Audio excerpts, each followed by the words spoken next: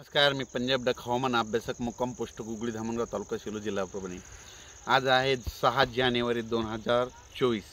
आजपासूनचा परत एकदा अंदाज देतो आहे की राज्यामध्ये म्हणजे आता सध्या अवकाळी बऱ्याच ठिकाणी, काल संभाजीनगर बऱ्याच ठिकाणी राज्यात पाऊस झाला, पण राज्यात आणखीन जवळपास सर्व सांगायचं झालं तर आणखीन राज्यामध्ये 10 तारखेपर्यंत म्हणजे 10 जानेवारीपर्यंत राज्यामध्ये अवकाळी पाऊस पडणार आहे, पण खूप मोठा पडणार नाही, त्याच्यामुळे काळजी करायची गरज नाही।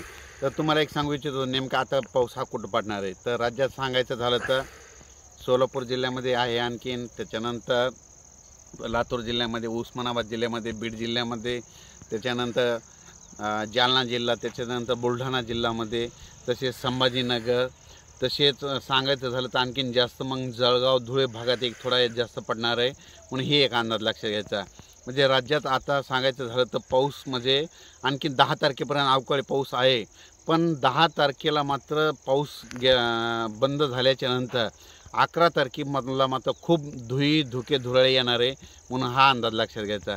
राज्यात एकंदरीत परिस्थिती बघितली तर राज्यामध्ये सध्या सगळ्या शेतकऱ्याचं तूर काढणं चालू आहे, कोरडवाहू शेतकऱ्याचं तूर काढणं चालू आहे।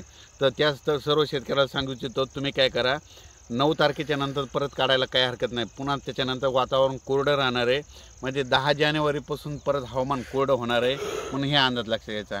हा जे पाऊस येणार आहे हा जवळपास 10 म्हणजे 8 जानेवारी 9 जानेवारी दरम्यान थोडा जास्त प्रमाण असणार आहे, म्हणून हा अंदाज लक्षात घ्यायचा। अचानक जर वातावरणात बदल झाला तर परत एक मेसेज दिला जाईल।